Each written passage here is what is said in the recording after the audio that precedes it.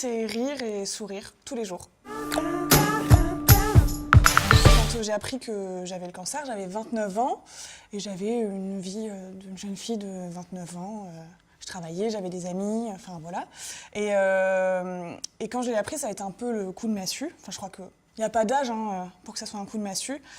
Et je faisais déjà un peu de la BD avant et j'ai ouvert un blog où j'ai commencé à raconter mon parcours, ce qui m'arrivait en bande dessinée, de manière plutôt humoristique, parce que je me suis dit que j'avais pas choisi d'être malade, donc j'avais au moins envie de choisir comment le vivre.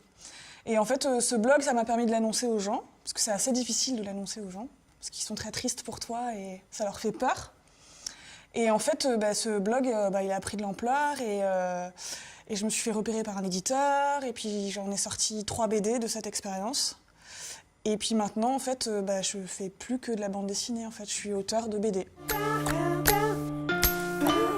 C'est vrai que quand on tombe malade, peut-être qu'on devient plus trop copain avec son corps parce que je lui faisais plus hyper confiance, je comprenais pas trop ce qu'il était en train de me faire. Et pratiquer le yoga intensément, ça a permis de me reconnecter avec lui et de lui faire de nouveau confiance en fait. Si je devais rendre un hommage à quelqu'un qui m'a beaucoup inspirée, que j'ai trouvé très courageuse durant la maladie, c'est mon amoureux. Parce que il a vécu ça avec moi et je trouve en fait que des fois c'est plus dur pour les autres.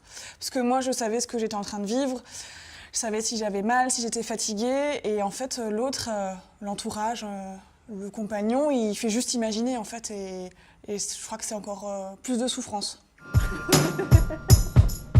Quand ça allait pas, j'avoue que j'avais tendance à avoir très envie d'aller manger de la pizza et des frites, ce que j'ai fait quand même très souvent. À côté de ça, je mangeais des choses très saines, hein, mais j'avais des moments comme ça, des crushs où il fallait que je mange de la pizza et des frites. Le plus souvent accompagnés ensemble, c'était très important. Alors, un conseil que je donnerais à une femme qui traverse la maladie, c'est de se faire plaisir le plus possible et d'accepter tous les cadeaux. Ce qui me fait avancer aujourd'hui, c'est que j'ai compris que j'étais pas immortelle, que la vie, elle était très précieuse et j'essaye d'en profiter le plus possible. Je ne me suis pas transformée en Dalai Lama, parce qu'il y a des jours où j'oublie, hein, et il y a des jours où je me prends la tête, et il y a des jours où c'est plus difficile que d'autres, mais en tout cas, je pense que vraiment, ce qui me fait avancer, c'est que la vie, elle est précieuse, et qu'il faut en profiter tous les jours.